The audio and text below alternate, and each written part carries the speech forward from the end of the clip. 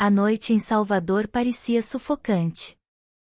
O ar denso carregava o cheiro de maresia misturado ao asfalto quente. Na varanda simples de uma casa antiga no bairro da Ribeira, Inês Oliveira sentia o suor escorrer pelas costas, grudando no tecido leve de seu vestido florido. Seus pés descalços estavam apoiados nos ladrilhos frios, e os sons da cidade, distante, abafado, como se o mundo estivesse suspenso, enchiam o silêncio entre ela e seu pai, Antônio. Ele tomou um gole demorado de cachaça, os olhos escuros brilhando sob a luz fraca da lâmpada amarelada pendurada no teto. Você já tá crescida, minha filha, disse ele, com a voz grave rompendo o silêncio como um trovão distante. Tá na hora de aprender a lidar com os homens. Ela riu, nervosa, sem saber se era brincadeira ou não.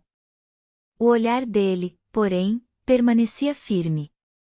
Sério demais. Como se houvesse algo ali que ela ainda não conseguia entender.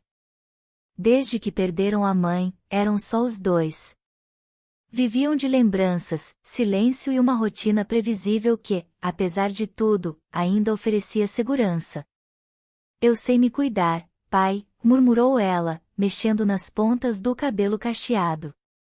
E não preciso disso agora. Precisa sim, ele interrompeu, com um tom mais ameno, mas igualmente decidido. O mundo lá fora não é como aqui dentro. Inês suspirou, olhando para a rua escura. Sentia algo se agitando dentro de si, como se algo estivesse prestes a mudar. Desde a morte da mãe, ela havia parado de cantar. A música que um dia preenchera a casa com alegria e risos, agora era apenas lembrança guardada no fundo do peito. Era a mãe quem cantava fado nos bares do Pelourinho. Era a voz dela que ainda ecoava em seus sonhos. Naquela noite, Inês foi dormir inquieta. Deitada na rede, ouvia os sons da cidade, o barulho dos carros ao longe, e o bater lento do coração no peito. Fechou os olhos tentando afastar os pensamentos, mas, em vez disso, ouviu uma canção. A voz da mãe, doce e firme, cantando ao seu ouvido. Como um sussurro vindo do passado. Ela se levantou de madrugada, movida por impulso, e foi até o velho armário de madeira no quarto da mãe. Empurrou a porta e sentiu o cheiro do tempo guardado ali.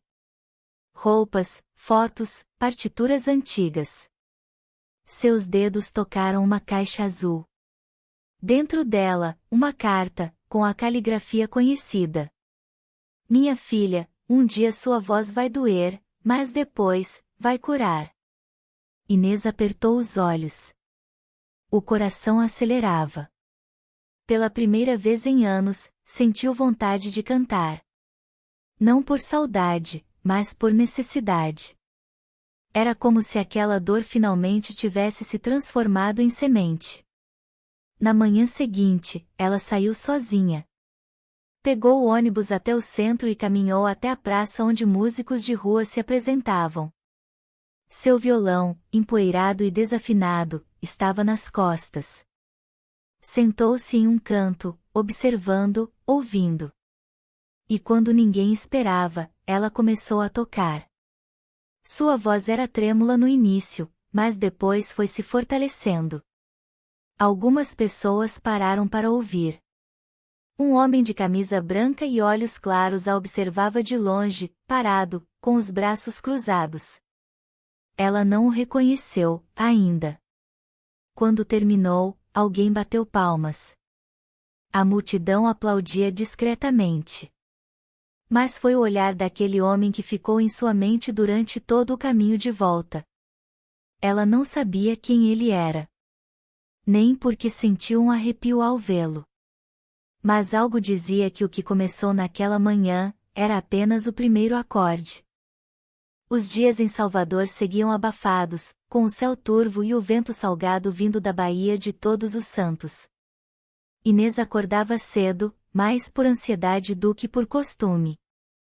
Desde aquela manhã na praça, algo havia mudado por dentro, como se o canto tivesse aberto uma fresta em sua alma. E por ali, entrava a luz. Na cozinha, o pai olhava para ela com uma mistura de estranhamento e orgulho silencioso. Vai sair de novo? Perguntou, servindo café preto numa xícara lascada. Vou. Só, ouvir mais um pouco. Sentir. Ele assentiu, sem dizer mais nada. Antônio era um homem de poucas palavras, mas o silêncio dele dizia muito. Na porta, antes de sair, Inês parou por um instante. Quase perguntou algo sobre sua mãe, mas engoliu a dúvida e seguiu. A praça estava cheia naquela sexta-feira. Músicos se revezavam num pequeno palco improvisado. O mesmo homem da camisa branca estava lá. Encostado num poste, os olhos escondidos por óculos escuros, mas era impossível não reconhecê-lo. Inês fingiu não notar. Sentou-se num banco de pedra, tirou o violão da capa e começou a dedilhar algo sem nome. Quando sua voz saiu, mais firme do que antes, algumas pessoas se viraram. Ela cantava sobre ausência, sobre uma mulher que havia perdido o rumo, mas encontrava esperança nos sons que só ela escutava. Quando terminou, ouviu passos se aproximando. Sua voz é diferente, disse uma voz masculina, suave, quase curiosa. Era ele. Camisa branca, calça de linho clara, cabelos um pouco revoltos pelo vento. Estava mais próximo agora, e sem os óculos. Os olhos eram castanhos claros, com algo inquieto neles. Obrigada, respondeu Inês, um pouco sem jeito. Já pensou em cantar com acompanhamento? Ou num lugar com microfone de verdade? Ela sorriu. Nunca pensei em cantar de novo, na verdade. Mas você já cantou? Ela assentiu, olhando para o chão. Minha mãe era cantora. Fado. Depois que ela se foi, eu guardei minha voz. Como quem guarda uma coisa quebrada.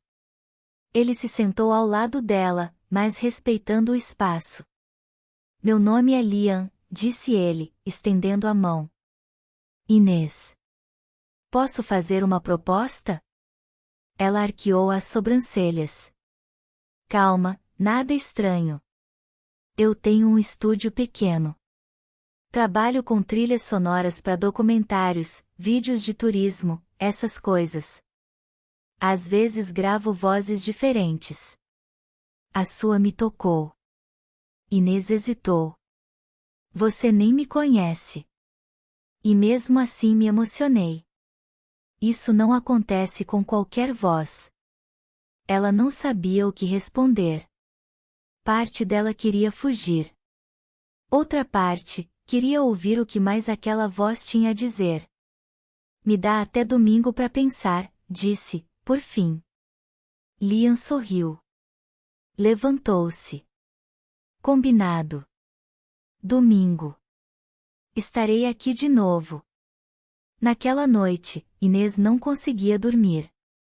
Sentada no chão do quarto, com as partituras da mãe espalhadas à sua volta, ela folheava as músicas, lembrava os ensaios, as palavras de afeto, as noites em que dormia ouvindo aquela voz.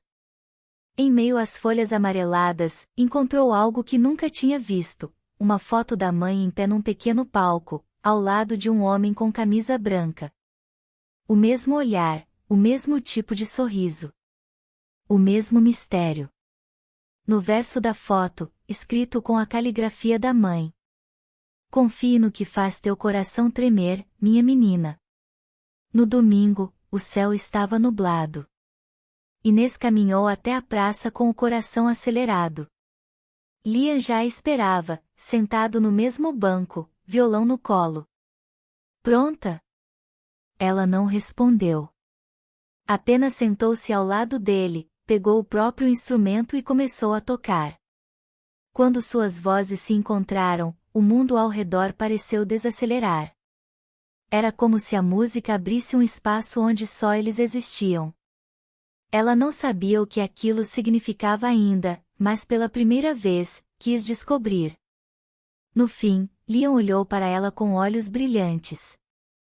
Você tem uma força escondida. Como uma nota que ainda não foi cantada. Inês sorriu. Mas naquele mesmo instante, do outro lado da praça, seu pai observava, escondido por trás de um quiosque. Os olhos escuros, apertados. Ele não gostava de Liam.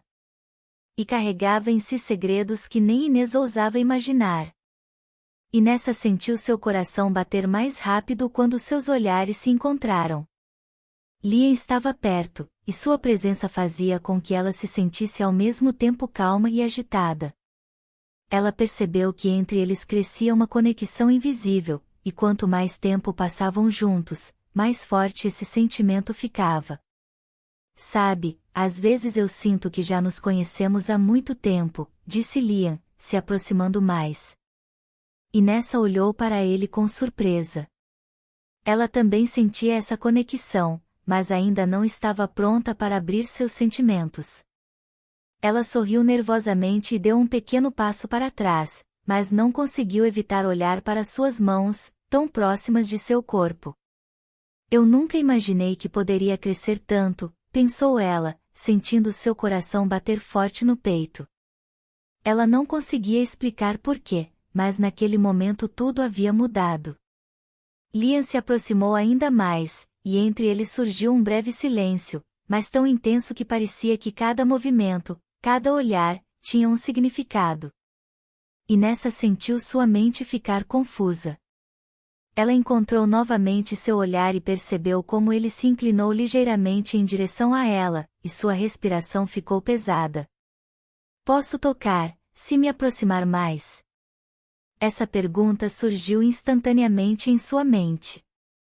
Ela não entendia bem por que essa dúvida apareceu, mas sentia que sua mão inconscientemente se esticava em direção ao ombro dele. Entre eles havia mais segredos, mas naquele momento a sensação de que poderiam realmente se entender superou qualquer dúvida ou medo. A noite caía espessa, abafada. As luzes das ruas de Salvador piscavam como estrelas cansadas. Inês desceu do ônibus no Largo da Lapinha, e caminhou os últimos quarteirões a pé, seguindo o vento salgado que vinha do mar e os passos apressados do medo que sussurrava atrás dela. A casa de pedra se escondia atrás de uma colina, envolta por árvores e abandono. Uma construção colonial, de pedras vulcânicas, janelas quebradas e portas que rangiam como vozes de um tempo perdido. Era ali que, segundo seu pai, sua mãe cantava quando era jovem, antes de desaparecer. Ela hesitou na entrada. Estava sozinha. O bilhete dizia, às 21 horas. Sozinha. Empurrou a porta de madeira. O interior estava escuro, mas uma fraca luz vinha do fundo do salão. O palco ainda existia, coberto de poeira e sombras. Ao lado, uma vitrola antiga girava lentamente, tocando uma melodia instrumental, estranhamente familiar. De repente, uma voz feminina ecoou do fundo. Você tem os olhos dela. Inês virou-se bruscamente. Uma mulher alta, pele cor de âmbar e cabelos grisalhos presos num coque apertado, surgia da penumbra. Tinha postura de quem sabia observar em silêncio. Quem é você? Inês perguntou, o coração martelando. Me chamo Cida. Fui amiga da sua mãe. Muito antes de ela desaparecer. Desaparecer? É o que disseram, não é? Que ela simplesmente sumiu. Mas a verdade é mais cruel que o silêncio. Inês respirou fundo. As mãos tremiam. A mulher indicou um banco de madeira. Sentaram-se frente a frente. Sua mãe, Teresa, era uma artista como poucas. Cantava como se contasse segredos ao vento. Mas ela também sabia demais. Coisas que não devia saber, continuou Cida. Como o quê? Como os homens com quem ela se envolveu. Homens que hoje fingem que nem conheciam seu nome. Entre eles, o seu pai. Inês empalideceu. está dizendo que ele é o maior culpado por ela ter desaparecido. A jovem se levantou, atônita. Não. Ele é duro, sim. Mas me criou sozinho. Me protegeu. Protegeu do quê? De descobrir que sua mãe foi silenciada por tentar sair do controle dele? Os olhos de Cida queimavam. Ela queria cantar longe dele. Levar você embora. Mas naquela última noite aqui, ela nunca mais voltou para casa. Inês sentiu que o chão sumia sob seus pés. Uma rajada de vento abriu uma janela com estrondo. Poeira e folhas invadiram o salão. A vitrola engasgou, e o silêncio caiu como pedra. E Liam? Ele sabia? Murmurou, quase para si mesma. Liam é filho de uma das mulheres que também cantava aqui. Ele investiga a história da casa. Ajudava sua mãe nos bastidores. Talvez ele esteja tentando terminar o que ela começou. Mas ele sumiu. Gritou Inês, de pé novamente. A gravação, o estúdio, tudo fechado. Cida se aproximou, com passos lentos. Porque ele está sendo ameaçado. Como sua mãe foi. E por que me escrever esse bilhete? A voz de Inês tremia. Por que agora? Porque você precisa saber de onde veio antes de decidir para onde vai. A música que você carrega não é só sua. É dela também. E ela morreu sem poder cantá-la inteira. Inês se virou, o peito arfando. Enxugou uma lágrima que teimava em cair.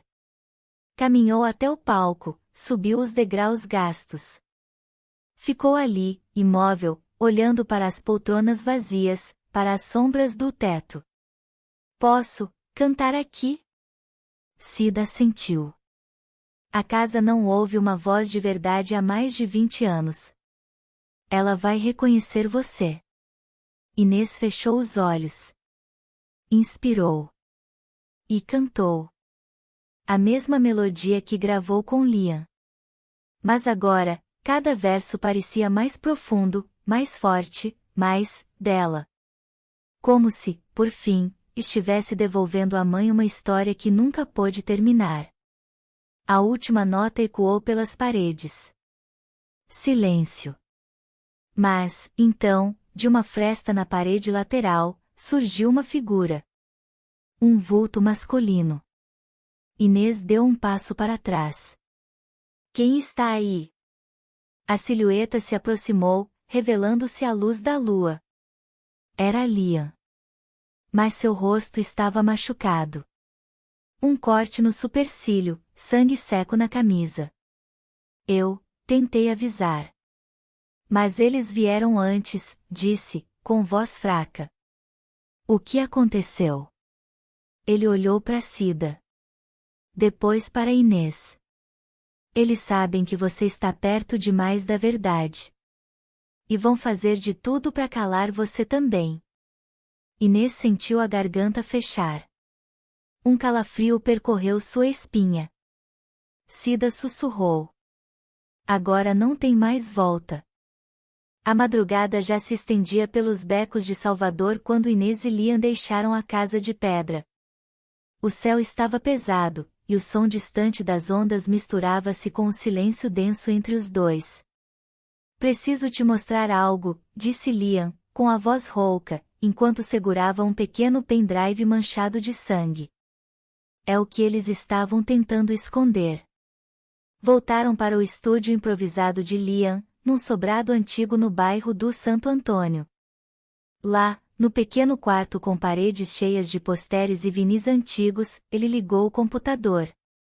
A tela acendeu, revelando pastas com nomes enigmáticos, vozes apagadas, Setembro 89, coral silenciado. Essas são gravações feitas por tua mãe, por outras mulheres que cantavam na casa de pedra. Vozes que nunca chegaram ao público. Porque foram caladas. Inês ouvia tudo com os olhos arregalados. Liam clicou no arquivo. Uma gravação antiga, cheia de chiado, começou a tocar. A voz era doce, potente, sofrida. Ela sussurrou, é minha mãe. Sim. Mas ouça até o fim. A canção terminava com uma frase sussurrada, quase imperceptível, como um aviso. Se estão ouvindo isso, não deixem que ele continue. Inês se afastou da tela. Um arrepio a percorreu. Ela tentou denunciar alguém. E foi apagada por isso, concluiu Liam. Meu pai. Há registros de transações entre ele e empresários ligados à casa. Tudo está aqui. Inês se sentou, o peito em chamas. Cada célula de seu corpo gritava. A mulher que ela idealizou, sua mãe desaparecida, havia sido silenciada. E seu pai, o homem que a criou, talvez fosse o autor do silêncio. Ela murmurou, eu não sabia que podia crescer tanto em tão pouco tempo. Liam se aproximou, segurando as mãos dela. Você já cresceu. Agora precisa decidir o que fazer com isso. Ela olhou para o microfone no canto da sala. Era como um farol na escuridão. Uma ponte entre o passado e o presente. Eu quero gravar. Agora. Eles ligaram o equipamento. Inês respirou fundo. A letra nasceu ali mesmo, crua, verdadeira. Cresci no silêncio de uma casa partida. Cantei sozinha para me ouvir viva. Agora posso olhar de perto. E tocar a verdade esquecida. Ela cantou com tudo o que era. Cada nota era uma cicatriz curada, uma ferida aberta, um segredo revelado.